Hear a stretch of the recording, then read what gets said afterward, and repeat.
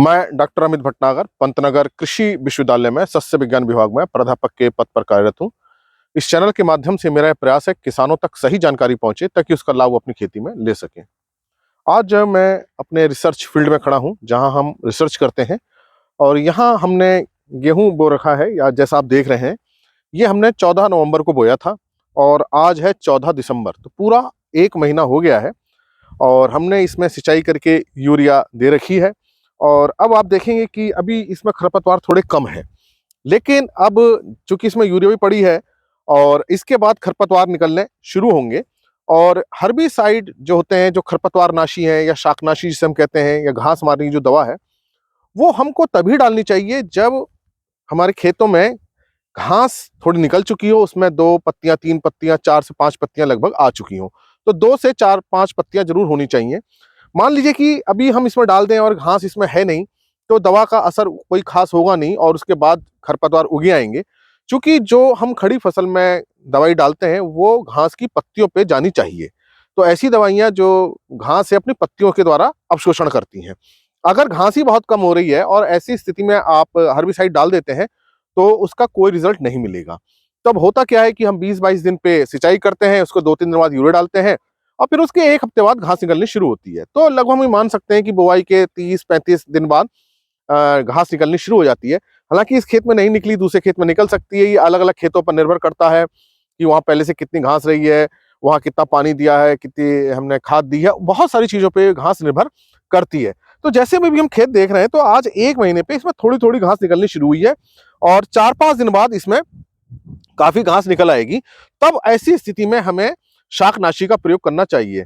तो सामान्यतः किसान भाइयों के मन में ये प्रश्न रहता है कि हमें ये घास मारने की दवा गेहूं के बुआई के कितने दिन बाद देनी चाहिए। तो ऐसा कोई फिक्स नहीं है, ये निर्भर करता है कि घास कितनी आ रही है। अगर घास मान लीजिए 20 दिन पे आ जाती है तो फिर आपको दवाई 20 दिन पर डाल देनी चाहिए।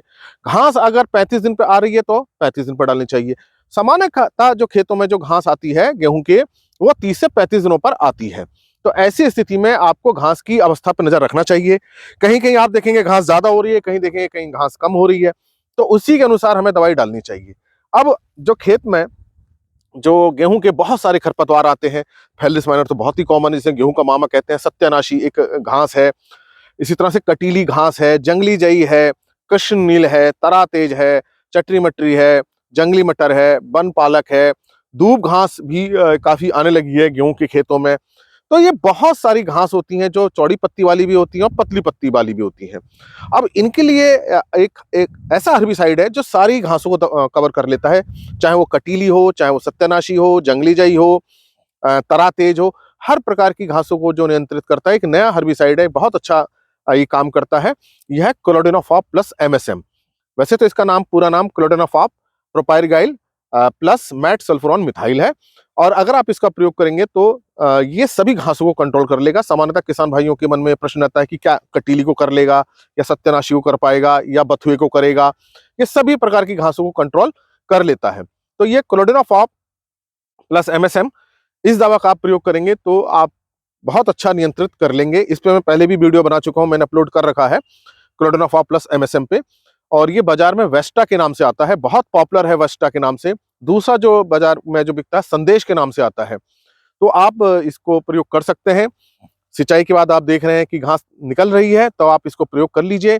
घास निकलते समय जो उसमें 2 से 4 पत्तियां आ रही हो, अब इसका जो प्रयोग आपको करना है, वैसे तो जो इसकी डोज है वो 160 ग्राम 1 एकड़ में है। तो अब आप नैपसेक से स्प्रे करेंगे, तो नैपसेक में आप 15 लीटर पानी भरिए और इसमें 16 ग्राम दवा डाल दीजिए। तो 10 टंकी का आपको प्रयोग करना है।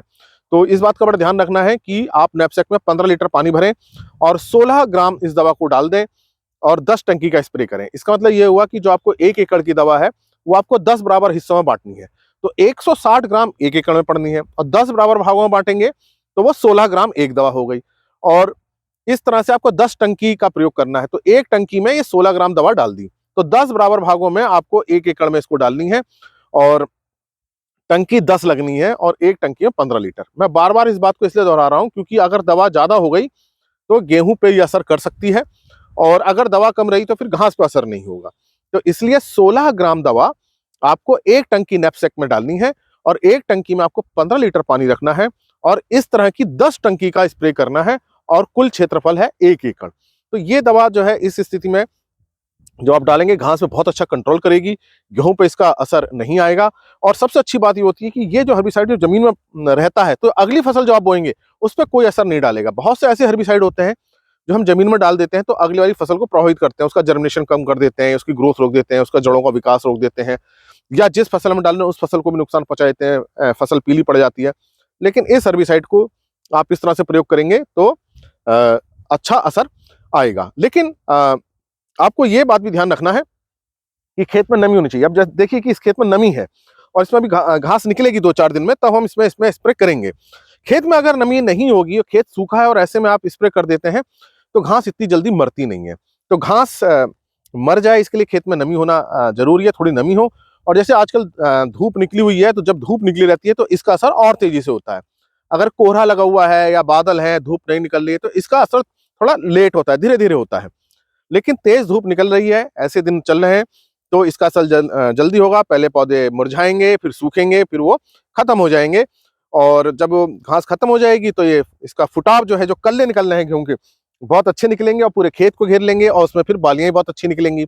अगर शुरुआत में हम इसका कंट्रोल नहीं करें तो घास जो है फुटाव के लिए जगह नहीं देती, फुटाव कम होता है और कल्ले छोटे रह जाते हैं, कम भी निकलते हैं, छोटे रह जाते हैं, पौधा छोटा रहता है जिससे बालियों पे छोटी रहती है, दाना भी कम बनता है। इसलिए समय से खरपतवारों को कंट्रोल करना बहुत जरूरी है। अगर आप समय से कंट्रोल नहीं करेंगे तो फुटाव कम हो जाएगा और जो आपने खाद दी है, पानी दिया है, वो खरपतवार ले लेंगे और बाद में दवा का प्रयोग करके खरपतवारों को मारेंगे। तब तक वो खरपतवार उस जमीन से पोषक तत्वों को ले चुके होंगे जो कि गेहूं को मिलना चाहिए था। तो जो आपने खाद पानी दिया है वो पूरा गेहूं को मिले, इसके लिए जरूरी है कि समय से आप वीड कंट्रोल कर लें, खरपतवारों को खत्म कर दें।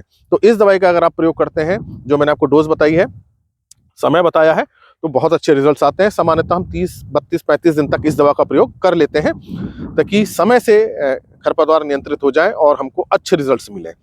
तो अगर घास ज्यादा होती है तो एक प्रभाव ये भी होता है कि फुटाव कम होता है, कल्ले कम निकलते हैं, जिसे हम टिलरिंग कहते हैं। टिलरिंग कम होगी, जब टिलरिंग कम होगी तो आप समझ सकते हैं कि उपज भी क्या हो जाएगी, कम हो जाएगी। तो समय से आप नियंत्रित करें। इस दवा का जो मैंने डोज बताई 160 ग्राम 1 एकड़ में प्रयोग करें और 150 लीटर पानी का प्रयोग करें। और एक टंकी में 15 लीटर का प्रयोग करें तो 10 टंकी पर्याप्त होती है और एक टंकी में 16 ग्राम दवा का डाल के प्रयोग करें। तो इसी प्रकार के लेक्चर्स को देखने के लिए आप कृषि किसान प्लेलिस्ट देखिए और अगर चैनल सब्सक्राइब नहीं किया तो सब्सक्राइब कीजिए। धन्यवाद।